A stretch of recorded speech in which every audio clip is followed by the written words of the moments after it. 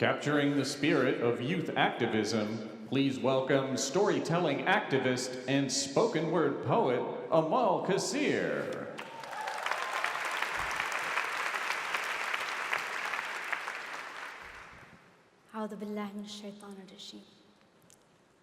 A seat at the most important table one can sit at.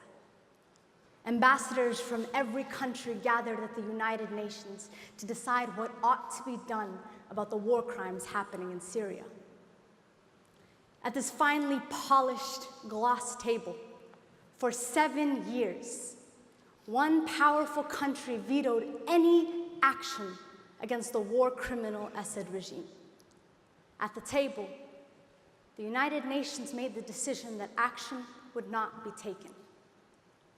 On a table inside a courtroom in Florida, George Zimmerman never denied the murder of Trayvon Martin, a 17-year-old unarmed black boy. Later, around another table, 6 jurors, 5 of them not black, deliberated for nearly 17 hours about whether the murder of the unarmed black boy was a crime. At the table, they made the decision that Zimmerman was not guilty.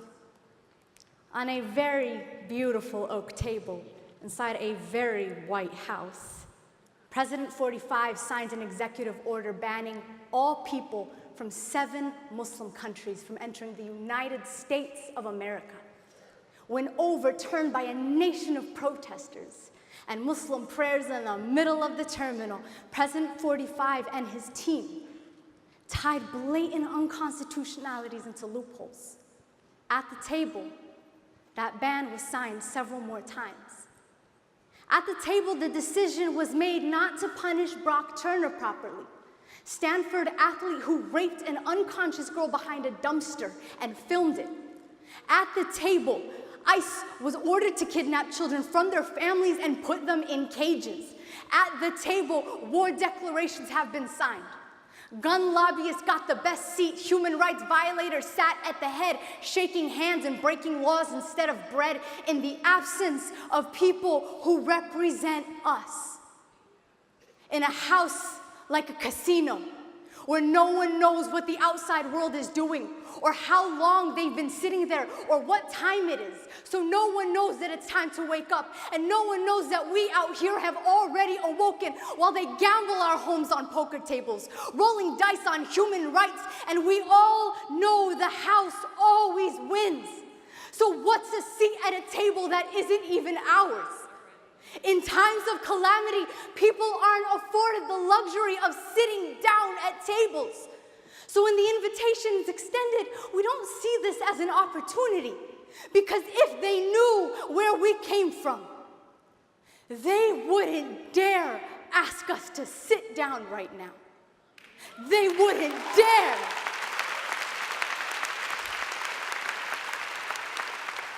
Those tables don't resemble our tables. They don't have bloodstains on them like the high school desks or the operating tables. They're nothing like the tables that hold the caskets of our family members and colleagues and classmates. The tables with filled seats and no food on them. The tables our parents sit at, calling every hospital in the area to see if they have the body of their child from the high school or the church or the movie theater or the mall or the mosque or the police massacre. The only time we sit down is when we must break the news of a dead loved one again. When we must sign the papers to give up our home. When we must sit in immigration interviews trying to convince someone why this place, this country is still better than our war zones. Why the rapist deserves jail. Why the atrocity ought to be considered a war crime. Why our brown skin and our religions don't make us guilty. Why we need to get our children out of cages.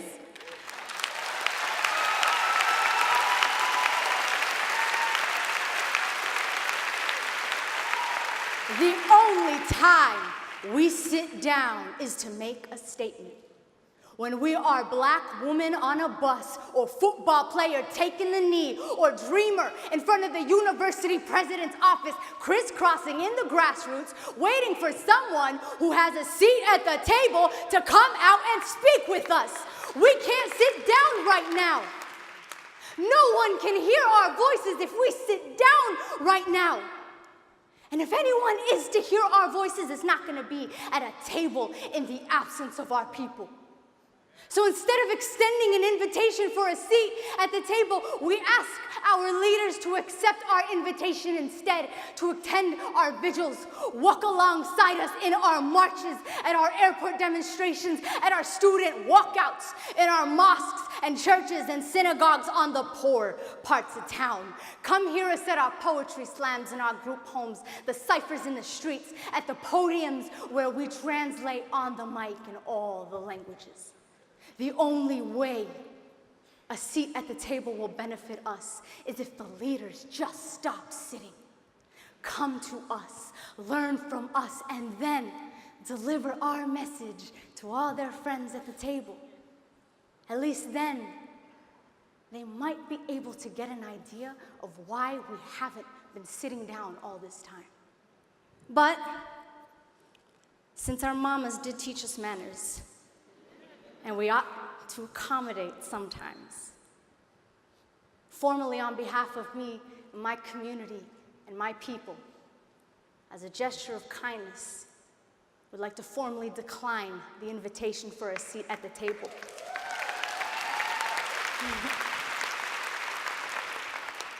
And instead, invite you to come sit with us. Come break bread with us and learn that in our community, we sit on the floor. We ditch the chairs all together and we push that table up against the wall for our potlucks.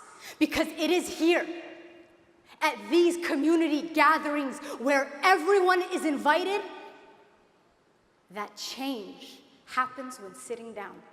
So please, my leaders, pass this message and this invitation onto all of those sitting at your table. Peace.